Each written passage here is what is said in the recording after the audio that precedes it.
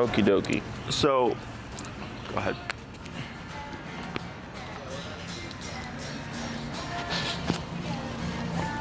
When it comes to walking past dogs, Sit down. you're close Yep. in what you're doing. So when we correct behavior, do you remember how we want it to work? Like how it should progress? No. So if we correct the behavior, we want to stop it, but then also deter it, Yep. right? Meaning you're walking past a dog. Right now you're at 60. You said you average about 2 to 3 taps. Yep. Because you're proactive in order to walk past. Yeah. Right. And the goal would be I want to just walk past and Right. not even have to remote. Right. Right. Okay. So 60 is enough within the moment to kind of maintain or manage him. Yeah. But it's a kind of a forever thing. Yeah. Okay. So what I would do is experiment with the numbers, like even here. This Yeah. is okay. Give a tap. Yeah. What's your number right now? I put him up to 70. You're at 70. Okay. Yeah. So at 70 got you a pretty big response because he tucked away and went behind you. So what I would experiment with is just raising the number. Okay. Mhm. So like we know what 60 gets. 60 gets you 2 to 3 taps. You can contain them, but it's essentially you're always managing them. Okay. Yeah. It's like okay, that's where 60 is capped. Then I go to 70, and maybe on 70, same deal. You tap them, but it only takes 1 tap, and you're able to walk past. But every time you pass a dog, it's 1 tap. Yeah. It's still you're managing them. Then I go to 80, then I tap them. Same thing. And then you walk past the dog, and then the next dog you see, he completely ignores, and you don't even have to tap him. Yeah. So 80 not only stopped it, but deterred him in the future as well. Yeah. Okay. So that's what ends up dictating the number. Okay. Is we want to see a gap in his attempts to be disobedient, right? Because he's not technically doing anything bad, but it's something that we don't want, right? Because Yeah. if he pulls you down and you're caught off guard, he could injure you. Yeah. He can jump at the wrong dog. Right. So there's a lot of variables there. So I would say the next time you go on a walk with him, you're at 70. Yeah. And what you'll end up finding is once you hit that range, you're gonna be like, man, it's been like 2 weeks since I've had to tap Milo, Yeah. right? And then that's essentially what the number is. Yeah. Okay. If you ever tap more than 3 times, that means we're too low. Okay. Right? Because I have my 3 tap rule. I also have Okay. my 3 correction rule. So if Milo passes me and I turn and turn and turn as I'm tapping, and he's still forging, that tells me the number I'm operating at is too low. Yeah. I bump it again, okay? So what can happen is then once we get great progress, owners tend to dip, which Yeah. is fine. Yep. And if you dip, let's say you do 80 for a bit, and a couple months go by and you're like, man, Milo's been great. We haven't had to tap him in 2 months. And then you dip him down to 60, and then he does something, you tap him at 60, and then he goes, oh, hey, it's not at 80 anymore. Yeah. And then he starts to push things again, then you're back up at 80, right? So then you just have this kind of constant up and down. So I just go to 80 and I stay at 80 because that's the number that's going to keep him in check for longer periods of time, okay? Yep. So that's normal. And I would check in with your wife and ask her, like, okay, like, what's the highest you've gone? Yeah. And she says 70, and then you're like, how does he do at 70? You're like, he's much better, but I still have to, like, Yeah. be on it. Then I would say we're going to start bumping, okay? Yeah. Now, I went in jumps of 10 because I remember Milo, like, he's pretty resilient to the collar. Like, he's pretty Yeah. tough. So I would go in jumps of 10. If you'd rather go in jumps of 5, you can do that as well. It's just going to take you a little bit longer before you find that number that's going to be very appropriate to him. Yeah. Okay. Questions about that? No, I mean, I hadn't thought about that. Just that he kind of plateaus and gets used to it, and just with everything, even walking, sometimes he just won't heel like he's supposed to. And I saw And you him told on him heel. 60. Yeah. Okay. Yeah. So that So- tells me we're too low for sure. Yeah. Okay. So, I mean, it's kind of like with the laws. If the consequence is not appropriate to the crime, like those people are still gonna do that, right? Same thing Yeah. with kids. If the consequence for their behavior is not appropriate to the behavior, at least for that child, because everybody's different, right? Yeah. Like I had an ex-girlfriend who was super soft, super passive, and like she told me like her parents, all they had to do was like scold her, Right. and like that was it. That was her deterrent. Whereas me, like I had to be spanked. Yeah. Scolding didn't really do much for me. Yeah. Everybody's different. Every dog is different. Yeah. Breed, size, none of that stuff matters. I have a little mini Aussie doodle who's like a tenth of Milo's size. Her number's 80. Yeah. Like on a regular day, her number's an 80. Yeah. Anything lower, she doesn't listen. And it's because she's very physically tough, even though she's only 16 pounds. Yeah. So Yeah, anytime a client is struggling with any behavioral thing, for the most part, or obedience for sure, it's typically the two. Okay. Okay. Other questions? No, that makes sense. Okay. So yeah, I would check with your wife, make sure you're on the same page, give her the same kind of formula of like, if you're having to constantly manage them, bump at 5 levels or bump at 7 and 10 levels. Yep. And then eventually you're gonna hit a number and you're gonna think like, wow, that was the best walk we've had in a while. Yeah. 80, and you just keep kind of making note of that. Next thing you know, you're gonna be like, I guess 80 is just his number. Yeah. The other thing to account for is now that we're in the summertime, heat and his body heat will override the collar. Okay. Okay, so what this means is I worked with a client the other day. The dog's number is typically 25 to 35. The dog's great. It's a really hot day. We were like at 85, 95, and the dog was responding as if it was like 25, 35. Yeah. Okay, so they get so hot that I guess the discomfort of the heat overrides the discomfort of the collar. So then you might even be even higher. Okay. Okay, so just keep note of that. Is if you start at 80 and he's perfect, and then 20 minutes in on a hot day, you're like 80's not even phasing him, you would just have to keep going up again. Yeah. And don't be surprised if you're at 127. It's just the body heat. And what's the dog doing when they need to be tapped that high? Just What do you mean? anything? Anything. Is it You like could just be they've on the laid walk. down and they're like, I can't move? No, it's like, let's It's say just you're their walking normal with him, behaviors. Yeah. and he's forging and all that stuff, and you're Yeah. tapping and turning, and let's say on a nice brisk day like this, 80 is, boom, tap, he's spot on, right? Yeah. But then on a really hot day, you'll be at 80 and you'll correct him, and he'll just keep blowing past it. Yeah. He's not respecting the command, right? Yeah. Now, if you're walking and your dog is like laying down and 127 isn't getting him to move, that tells me your dog is overheated. Step into the shade, let them cool off. Yeah. Right? Because obviously, like even for a human, like if you're walking, you're like, Yeah. oh, geez, I need to cool down. You got to Yeah. cool down, right? This is more so him. He's still moving. He's just not being obedient. Yeah. And it's because the discomfort of the body heat is overriding the collar. Okay. Okay. Now, if you pop Yep. him in the heel and he's lagging later into the walk due to the heat, we don't correct that. Yeah. He's not pressing boundaries. He's just really hot and he's Yeah. lagging. Are we gonna say something? Nope. No, that all makes sense. Yeah, I had a golden retriever that I trained a long, long time ago. The dog's number was 20, super sensitive dog. And then on a hot day, it was in Florida and Miami, we were at 100, and it was like the dog was being tapped on 20.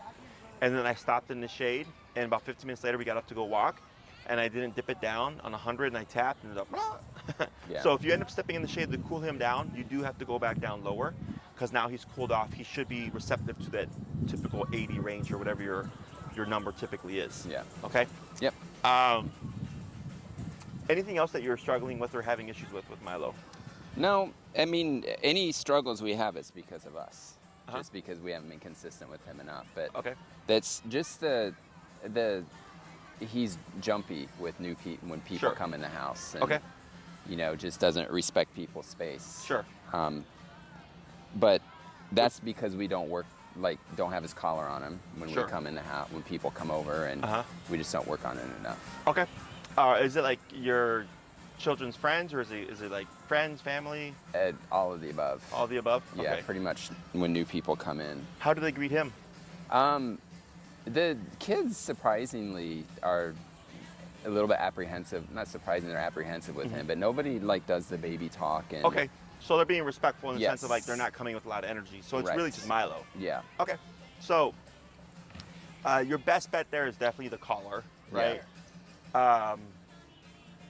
And he's responsive to the collar when we have it on. Uh-huh. And you tap it and tell him to come, and he'll come and sit by us. And When the guest comes over? yep. Okay. And he will even, we don't work on place a lot because he just doesn't need to do it a lot. But he's been pretty good with that too, a couple of times recently when people have come over. So he knows that command really well, even though we don't use it that often. Okay.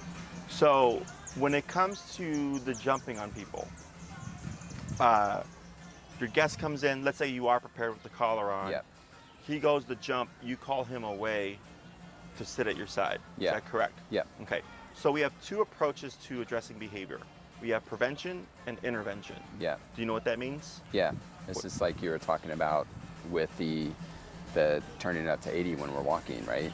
Yes. So Like planning ahead and. planning ahead, but the approach is also a bit different. Okay. Okay. Prevention would be obedience. Yep. We have 5 kids coming over to play. Milo plays. He's under control. If he's on place, he can't get to the kids and jump on them. Yeah. Right? That's prevention. Intervention is Milo is off the clock. He is free to be Milo. He is free technically to jump, but we don't want him to. So then Right. we're intervening with the behavior. Okay? So in order for Milo to learn not to jump on your guests, he technically has to jump on them and be corrected for it. Okay? Without any command. Okay. And that's where there's some confusion going on. I think what I would do if I had the collar on when people came over and I saw him going to jump, I'd probably tap him then. Yes, but you wouldn't say come. Right. Okay? And if, let's say you tapped him and he ran to you, you wouldn't praise him. Okay. Because That's what he's supposed to do, right? What do you mean? That's what he's supposed to do when he gets tapped, is to come No. to me. Not in this setting. Okay. Okay? If you say, Milo, come, Yeah. tap means Okay. to return, right? Because that's what that word means. Yeah. In the setting of guest comes in and Milo jumps, we want to simplify it. Mm-hmm. Don't jump. That's it. I don't care what you do. Sit, stand, go to your bed, come to me, jump on the couch. I don't care what you do, but don't jump. Does it make sense? Yeah. So what you would most likely see is if Milo jumps and you remote Milo, he'd probably run to you or your wife because that's what you've done. Yeah. So he's thinking, oh, when I get remoted here, I get called back, right? Yeah. The reason why we don't praise him is because I don't want him to think that that was the answer. The answer is just don't jump on people. Mm-hmm. So for humans, we can tell a kid like, hey, you don't jump on the guests. And the kid can understand and define that and knows what that means. Mm-hmm. So when we do this with dogs, people kind of think the same way. They're thinking, oh, when I tell you not to call you over here, it's because I'm telling you not to jump. But for the dog, it's not. He's not thinking I'm being remoted for jumping. He's thinking I'm being remoted because you called me. Mm-hmm. And it completely removes him from the situation. So I let the dog jump. I ignore the dog. Collar kicks in, and he thinks every time I put my paws on somebody, Yeah. the collar goes off. So there's no verbal command. It's just tap. Right. So with dog behavior, we have eliminating and we have controlling. Okay. Eliminating is we don't want to see it, period. Controlling is you can do it until I say you can't do it. Does that make sense? Yep. So like, let's say we use the word off, right? Mhm. Off means get off the person you're jumping on. The way a dog brain works is if Milo jumps and you go off and then you remote him, he thinks he can jump until you say off. Okay. Okay? Unlike a kid, you can say, hey, you don't do this, period. And the kid goes, okay, right? Or if, let's say, like growing up, I stole a kid's pencil, Yeah. okay? And I got caught. I'm not a good thief. And my mom was like, you don't take things that aren't yours. She told me that once, that was it. And there was a Yeah. consequence, right? So going forward, like, okay, I don't take things that aren't mine, even if it's just a pencil, right? That's stealing. And I can process that, and I know that now. For him, the person is thinking, when I tell you off, it means don't jump, and also don't ever jump again, Mm-hmm. right? But not for him. He just thinks off means get off the person at this moment. And then the next time he sees them, you have to tell him off. And Yeah. it's always he's jumping until you tell him off. Yep. And if I want to teach him to not jump, period, there is no cue. You allow him to perform the behavior. You correct him with no warning. And he thinks the only way to avoid this warning is just not to jump, period. Okay. Okay?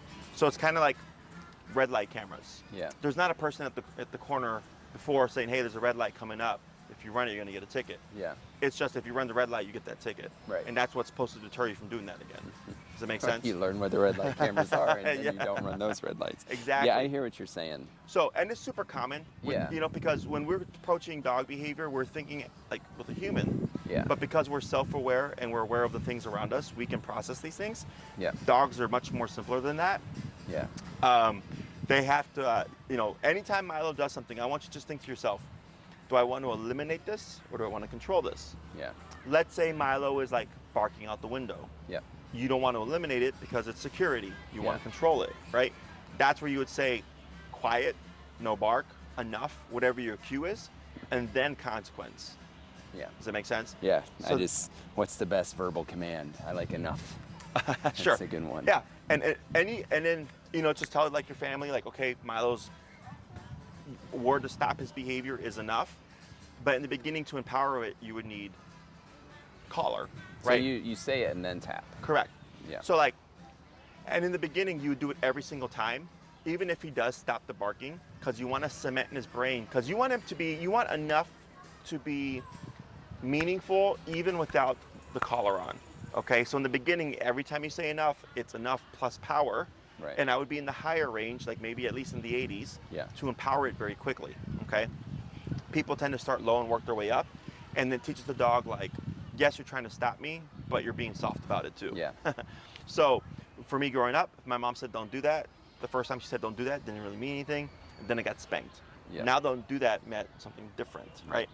But there was a time where my dad was the only one that spanked me, right?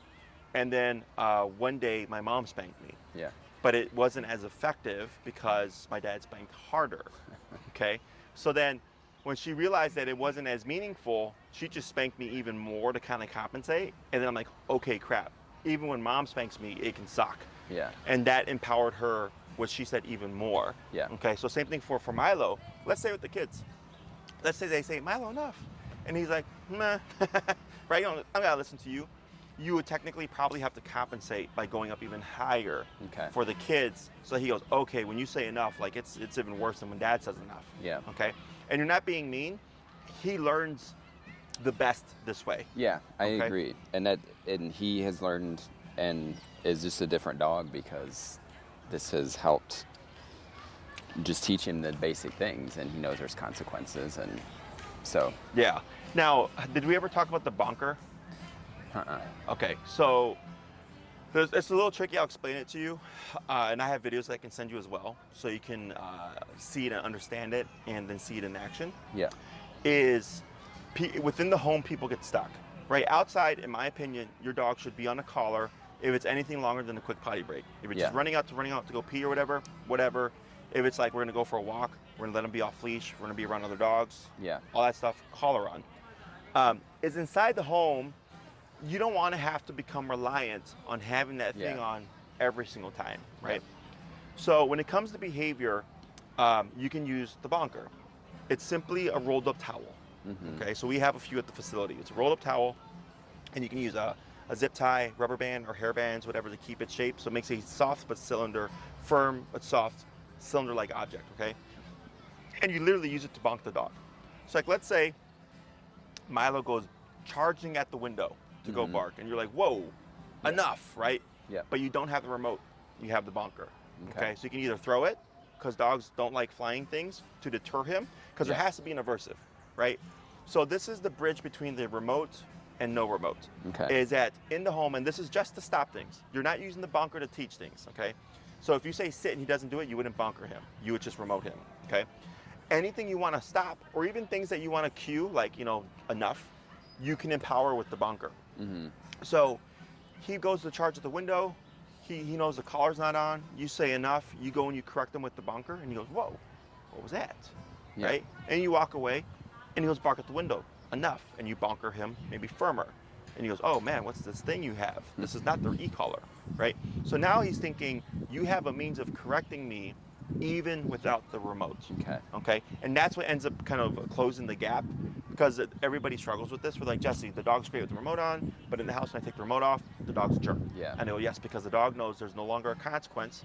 It's that cop on the collar, right? Until the collar's back on again. Yeah. So the bonker is the bridge. So barking, jumping, counter surfing, chewing, licking, anything you want him to just not do, you can bonker. Okay, so like, let's say he's digging into the garbage. You don't have the collar on. Grab your bonker. No, bonk, right? And he goes, crap. And you want to see him skedaddle. You want to see him run from it. You want him to be cautious of like, oh, that thing. Okay, that's like growing up. Mom had the belt. Like, I was like, all right, like, I know what that means, right? Yeah. So it's the same thing for dogs. The problem that people have is because since it's them physically correcting the dog, they feel bad about it. Yeah. Because they feel like they're hitting their dog. Yeah. And I tell them, like, you're not hitting them. Like, I've talked to people about being spanked, and some people say, like, oh, your mom hit you? And I'm like, my mind doesn't interpret it as hitting. My mind interprets it as discipline. Right. Because it was always appropriate, it was always fair. Right. And I always deserved it. There was no Right. spanking for no reason. Same thing for the dog. Okay, but then it's the physicality aspect of it that people struggle with. Yeah. Okay, that's why remote is great, because it's a disconnect. It's physical, but without any kind of physicality. Right. But then we struggle with things like what happens when the collar's off. Okay, Yeah. so in the videos that I'll send you, how to make one, how to use one, and then you'll see a trainer actively using a bonker. Okay. Okay, and you can either throw it, or some people just bonk the dog themselves. One drawback to it is some dogs may perceive it as a toy. Okay, where you'll go to bonk him and like he'll pick it up and like run around and shake it. Yeah. Okay, so what I suggest people do is make 2 to 3 bonkers. Yeah. You have them ready. You go the first time expecting Milo's gonna think this is a game. You go to correct him. He picks it up to play. You correct him again with another one. And then he goes for that one, you correct them again, and you start picking them up, you start cycling through them. Okay? And you keep correcting and correcting and correcting. At some point, you might get Milo go, and he runs off. You pick up your bonkers, you put them away, we're good. You've now just empowered the tool. Okay. Okay? Because it happens, not irregular that it happens where the owner's like, I tried to bonk the dog, and they like just jumped at it like a toy. Yeah. I go, yeah, because they think it's a toy, you have to make it not a toy. So that goes back to earlier with my mom. When she tried to spank me, and I was like, you're not as strong as Dad. And she's like, okay. And she just kept going. So eventually I was like, okay, that sucks. Yeah. Right? So then it empowered her as well. So same thing with the bonker. If you go to correct him, I always tell people, assume the dog's gonna think it's a toy, and then just cycle through it. And typically after you empower it the first time, that's it. Now he's gonna be very respectful. Okay? And you're gonna start to see him change his behavior, because now he thinks you don't need the e-collar now. You can still correct me without it. And then you're gonna see an alteration in his behavior. Do you train him on the bonker with the e-collar? No, Or there's it's totally its own separate? thing. It's And a do you separate, hit him with it, or you just kind of throw it at either him? or. Okay. Yeah. Which is the hard part. Yes. My kids are gonna be like, don't hit him. That's the other thing. Yes, I I'm was like, gonna say this with the hurts him a kids. hell of a lot more than that's gonna hurt him. Yeah, is with, because I've had clients with kids, and I go, you're gonna have to have a conversation. I'm not the parent. Yeah. Because for the child, right? It looks, they're gonna interpret it a certain way, and it's like, this is not what we're doing. This is what this actually is. And you this don't is what really we're hit doing. him hard, do you? Or you just like. Depends like- on the dog. Okay. I mean, because it's a So towel. it's like this. It depends on what he needs. Exactly. Okay. And then like his number could be 80 on the e-collar, Yep. and he could be super soft with the bunker. Yeah. So just because he's tough with one thing doesn't mean he'll be tough with another thing. Okay. Yeah. So it's all appropriate to the dog again. Right. It's just what's their weakness. So like some dogs are very sensitive to the prong collar, but super tough on the e-collar. Yeah. Some are very tough on the prong collar, but then very sensitive to the e-collar. Yeah. Right. So it's just like another tool in the toolbox. Yeah. And then you gauge what he needs. Right. So like let's say he's just super intense and he's barking out the window, and you're like, okay, that's a 10, right? Yeah. And you come in and you bonk him at a 10. And like maybe he overreacts, like, holy crap, what was that, right? It could be because he was surprised, or it could be because he's super soft, right? Right. The next time he goes to bark out at the window, and you're like, okay, 10 last time was like 100 to him. I'm gonna come in at a 3. Right. Let's say correct him at a 3, and he interprets it like a 10. Does that make sense? Yeah. So like, I have a Chihuahua who's 8 pounds. I have my 60-pound pit, and I have my 25-pound chow mix. My 25-pound chow mix is the most sensitive dog. I could just go like, boop, like this, and she's like, what? And she just jumps up. So for her, if I give her like, this is a consequence that she's like, I don't want that. So I can use that when she's at a 10. My Chihuahua, he's different. A 10 to him would be like 100 to my chow mix. Yeah. You know? So, but I know this. So if I discipline my dogs, I'm giving them the respective discipline per their personality type. Right. Okay. So you would gauge the correction, do the intensity.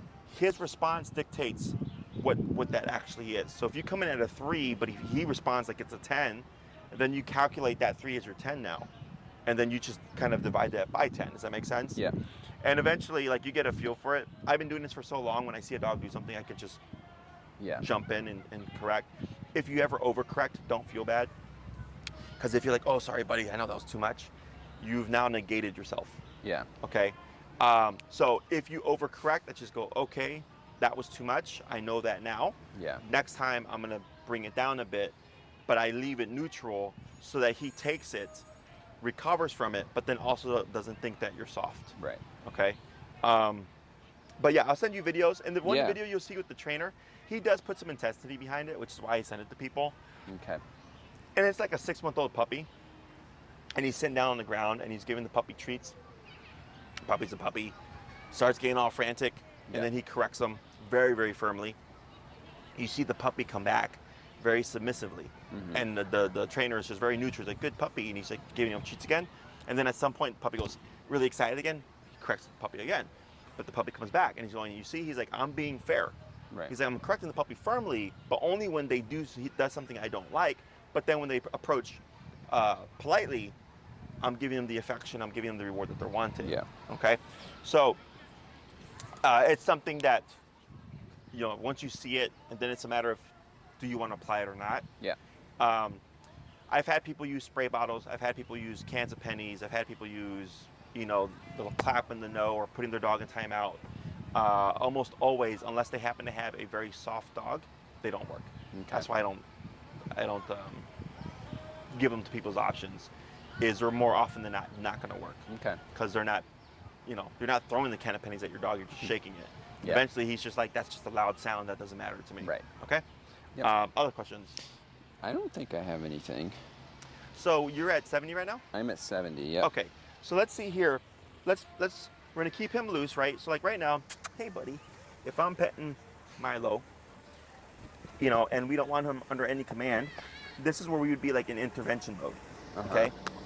Hey, Milo. Hey. Hey.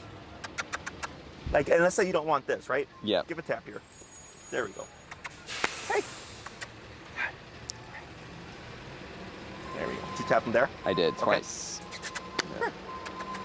He's like, I'm There gonna we get go. in trouble. This is his thing. He loves to so go one tap right there. between our legs. Good. So what I'm going to teach him here is like the between the legs thing is optional. If Yeah. you decide like, hey, like no, like because he could knock someone down, Yeah. he performs and you tap him, he pulls away. But see how he went all the way to you? Is Yeah. he overcompensated? Yeah. Because he's thinking heel, right? He's thinking we're Yeah. outside, so he's thinking obedience mode. So then on the last one, I kept him in the social space because Yeah. I didn't want him to completely leave me. I just Yeah. wanted him not to dig between my legs, Yeah. right? So then I go back to giving the affection, and this sit here is his option, okay? He doesn't have to sit. He just has to keep out from going between my legs and knocking me down. Ain't that right? See that? Yeah. Hey, buddy. Good. Right. Was there any taps there? I tapped him that time. Okay, Right let's try- before. Come here, bud. Come in. Let me see your leash. And tap him if he tries to go. So here, you determine. So on the last two, he like barely even went in. He was Yeah. just like right there. Yeah. So if you're like, no, I don't even want that, then you tap it, okay? Okay. But then since we're being very strict, you're gonna see him overcompensate. He's not gonna, like then he laid down, he's like, nah, Jesse, I know what this is about, right? So then I grabbed the leash, so I'm like, come here, bud. Like, you can be in my space, right? You just can't be weaving between my legs, because he doesn't know that he's gonna knock someone down. So eventually, you do this with like all your guests Yeah. or anybody that comes over. At some point, you're gonna see him stop doing that. But he won't necessarily stop doing it with us. No. Because So like dogs everybody learn- loves that in the house. Yeah. Dogs learn by association. So Okay. like, let's say with everybody within the home, the kids, you, your wife, Yeah. you're like, we're fine with it. Yeah. Then you don't correct them, okay? But anybody outside of the home, you may think, well, I don't know how they feel about it. Yeah. You could just correct them, and he will assume like, okay, mom, dad, kids, I can do this with, but I can't Yeah. do this with anybody else. Okay. And it's just about being consistent. Anytime you see someone coming over or a guest, just being consistent with it, and then he'll start to apply that to everybody that comes over. Yeah. Is that's just something he doesn't do, okay? And being mindful not to say anything Okay. and simply correcting. Very important that if you start to see him kind of deflect, is that you could use something like the leash so that it provides a bridge so that he'll be incentivized to come into the space. Because it's not going to make him not like the person, but he might in the beginning be a little too cautious, Yeah. where he's like, I'm not even going to say hi. And we're trying to tell him, like, buddy, you can say hi, just don't go between the legs. Right. Okay? Hey. Yeah, boy. Good boy. He wants to go. Yeah, good boy. Like, but I just want to say hi, Jesse. Yeah, boy. Hey, listen. That's it. That's it. That's it. That's it. Yeah. Right. But you see how he's like restraining here? Yeah. He's got the energy, right? So he still enjoys everything. Yeah. He's just going, okay, I just can't go that far. Yeah. Okay. So when guests come over, what I usually recommend for people is e-collar, because if you try to do bonker here, then your guest is like, what are you doing to your dog? Yeah. So I just tell people use the bonker when it's like you're in your own home, you're just stopping barking and stuff like that. But it's easier when you're outside or when you're having guests come over just to go to the remote collar. Yeah. Because it's the least invasive in terms of like how it looks. Right. Okay. Other questions? Well, not directly related to this, but we're going out of town for a couple weeks. Okay. And our neighbor is staying. She's in college. Is going to stay with him. Okay. And is there anything I should tell her or not tell her? Do we just give him a break altogether for 2 weeks, or tell her to? I mean, what do you recommend? I mean, I know it's up to me and whether I ask her to do Consistency is always best. Yeah. However, remote collar gives you the biggest gray area. Yeah. So like, if she doesn't reinforce it, right? Yeah. You come back, expect Milo to be a little loopy. Yeah. Okay, he's on vacation too. Yeah. But as soon as you kick in with the collar at 80, all back. And remember right away. Yeah. If you want to not have to worry about him like being loopy or whatever, or being like, it's not going to be any work on you. Okay. Okay. So it's just what she's comfortable with. Yeah. If she wants to use it. So if you show her, and the only things that she would need to learn how to use or reinforce would be the heel. Yeah. Don't worry about recall. Okay, Yeah. because recall takes time to actually transfer to the owner, to the point where, or to the new person, to the point where you can trust that dog consistently. Okay. Yeah. So he knows recall with you. If your wife has been working with him on it, then he knows it with her. Yeah. But trying to transfer it to your dog sitter, I wouldn't worry about it. Leash walking and correcting behaviors would be the things. Yeah. You know, because like if she has him and she's walking him out, and then kid's like, hey, and he jumps him and knocks him down, like shit like that does happen. Right. You know, so those would be the most important things. Yeah. Okay. Okay. Otherwise, if she doesn't, not really going to impact her training. Okay. You just come back, put on the collar, kick in with the 60, 70, 80, and all of a sudden Milo's back to where he was. Yeah. Okay. Other questions? And it's even with my kids too. One of my daughters is okay with the e-collar. The other one doesn't want to have anything to do with the e-collar. Yeah. So I just let them choose. I don't really have anything else. Just let's review the like things I want to anticipate and train versus like the in the moment things too. Just okay. What would be an example of that? Just like you were talking about when we're walking, and just we need to turn up the collar and just create that, so he learns he's not supposed to lunge at other dogs and bark at other dogs and that sort of thing. And until he just does that without being tapped, we just keep increasing the pressure. Yeah. So like, let's say you're at 70 right now, right? Yes. Let's say you walk back to your car. Yep. You're at 70. You see some dogs. You tap them, and then you pass by 5 dogs, and each one of those dogs is a tap one time on 70. I go, clearly 70 is enough to make it easy. Yeah. Right. Then the next walk you do later today, 75, 80. You pick your increments. Yeah. And then you stick to that number. Okay. And then it's going to be noticeable where, especially if you can walk by a place where this is like dog populated, right? Because it's just one after the other. I can tell within 2 to 3 corrections with the moment if the number is going to work. Because if he keeps repeating the behavior consistently with each dog that you see on a singular walk, that's telling me it's not working. Yeah. So I just keep going up. Okay. If you want to make it simpler and go, I'm going to commit to 75 for this walk, and at the end of it you evaluate. Yeah, no, I had to remote every single time. The next walk you're at 80. I had to remote every other dog, but it's still every other dog. Yeah. Next walk 85, right? And then you're like, I remoted once for the first dog, and then we saw 10 more, then nothing. Yeah. Then I go, I would stick to 85 then. The next walk, you tap the first dog at 85, nothing for the rest of the walk, right? But then let's say every walk you have to tap him always the first time, but then he's great for the rest of the walk. Yeah. Right? Then me personally go 90, because I want to be. I tap him for one dog, the rest of the walk is perfect. The next walk is perfect. The next walk is perfect.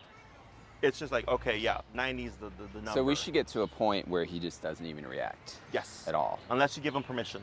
Right. Right? So like, let's say he sees a friend, a neighbor's dog on leash, you come to a stop, he should auto sit. I don't care if he's excited, that's fine, but I just need him to contain himself, right? And then you're like, Milo, break. Now he can say hi. Yeah. Right? So even if he's passing by his best friend, if he's passing by one of your kids, right? People tend to excuse things. Yeah. So if you're walking, and let's say you meet up with your wife and you get super excited and he breaks out a heel, you would correct that. Yeah. And you would correct that at 90 if needed. Yeah. Because there is no exception for obedience or behavior. Right. Because he doesn't understand that you're allowing him to break the command because it is your wife. Right. He just thinks, I was in heel and I was getting remoted at 90 for everything else, but I didn't get remoted for this. Right. So it becomes an exception. Yeah. Next thing you know, other things become exceptions. Right. Because he's not logical and like, oh, it's because it was mom. Like, that's why dad let me do it. Yeah. Okay. So always being consistent. You're not being mean. Yeah. Right. But there is no gray area with the obedience stuff. Yeah. Okay. So then it's just a matter of, and that number may be different than dogs, you know.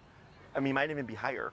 Right. Dogs are typically harder to control when it's around someone that they really, love. Right.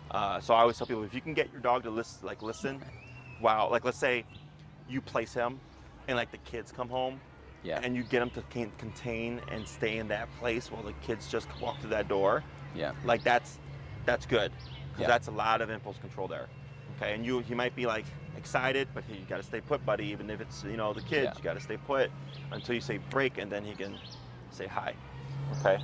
Yeah. Does that answer your question? Yeah, it does. And that's just that he should get to a point where we don't need to tap him. Like, Yeah. he should know what the behaviors are. Yeah, I mean, it's like humans, Yeah. right? I know not to run red lights. Yeah. Because I don't want a red light, a camera ticket, whatever. Yeah. Right? I don't do a rolling stop because I don't want to get stopped by a cop. And that happened to me.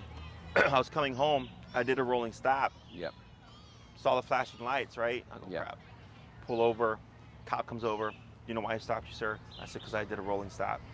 And she was like, yes. So I was like, license registration, right? She came back. She's like, you got no prior things or whatever. You're good. She's like, thank you for your honesty. Don't do that anymore. Right. She gave me my stuff back. I still do rolling stops. So you need a ticket then, or you need a spanking. One of the two. I need one of those too. So the more consistent you are, the Yeah. more consistent he is. Now let's say cops were super strict. Yeah. Right. And everything they catch you for, we would be much more regulated. Right. Right. But because we're humans and we are inconsistent, even those in that profession, because technically they should have gotten a ticket. Yeah. But she was just being nice. Yeah. Right. But that's what happens. Yeah. But if it was a guarantee, if you break the law, you're getting a ticket, you're getting jail time or whatever, like consistently, and you couldn't get away with stuff, the world would not. There wouldn't be so much gray area. Right. Like earlier, I'm driving, and this jogger just ran across my green, Yeah. and like I was like, I almost hit the lady. Yeah. And I was like, why would you? But that's stuff that people get away with, and that's why Yeah. the people do it, right? Yes. There was this big old thing I read in the newspaper a few years ago about a lady who had arrested for jaywalking, Mhm. and like threw this like a huge fit, and I think it became like a lawsuit or whatever. But jaywalking is against the law. Yeah. But it's such a mundane thing that people are like, why don't you have better things to do? Right. But technically, you're not supposed to be jaywalking. That's why it's the Right. law. Yep. You see what I'm saying? I do. That's the complexity of humans. Is we create gray area. Yeah. So for him, the more black and white you can be, both with your consequence and the consistency, Yeah. Milo gives you what you give him. Right. Okay. So like you mentioned earlier, you're like, oh, it's not Milo, it's us. Like our Yeah. consistency is off or whatever. And that's everybody. But the more consistent you are, Yeah. the less you'll have to do with him. And that's your cop on the collar, which is why I proposed the bonker to you today. Yeah. Is if you want that bridge, whether or not you do it's completely up to you. But I'll send you the videos, and then you can review them. And it's just another tool in the toolbox. You're not having to, like, at least within the home, be dependent on that tool. Right. Okay? Yep. Other questions? I think I'm good. If anything pops up, you're always more than welcome to shoot me an email. Okay. I think you have it, right? Yep. I sent you emails before. Yeah. Yep. a year from now, a month from now, 3 years from now, something happens and it's concerning. I've had people email me about stuff and they're like, Jesse, our dog bit somebody, you know, we need you to come back, and I'll like review it. I'm like, this sounds like a very valid bite. Like somebody tried to, one of your friends walked into the home, but the dog never met the person. And just Right. like, what are you doing in our home? I'm like, that's territorial behavior, but that's technically, in their mind, valid. Right. Had it been a burglar, Yep. it would have been a totally different story. Right. So stuff like that happens. So you're always welcome to shoot me an email. Okay. And then, and if it's like training questions, you're more than welcome to send a training question about like if you're struggling with something. Okay. Almost always when people do email me, it's because the number's too low. Yeah. So that's usually the first thing I tell them, and then they're like, Jesse, you're right, number's too low. I'm like, yep. And then we're good. Okay. Otherwise, keep, you know, doing what you're doing, change the numbers, see how that works out, talk to your wife, Yep. make sure you're on the same page, because you'll find yourself taking steps forward and steps back a little bit. Yeah. Because she's going to go with, well, dad's super consistent, and then mom's somewhat consistent, so he's Yeah. kind of getting mixed signals there. The dog sitter doesn't matter because she's not someone within the home. Okay. It's the people within the home that need to be consistent. Okay. Okay? Yep. Anything else? I think that's all. All right, awesome. Was a Thank pleasure, you Rick. very much. Yeah, Yeah. we appreciate it. If you need anything else, you let us know, and then Okay. I'll grab your mic before Yeah. you head out. And People always Milo- forget about him. Milo appreciates it too. Yeah. You're a happy dog now, aren't you? Do you get to do more stuff with them? Have you tried like? Oh, you said your wife let him go off leash like in the front and everything, right? Yes.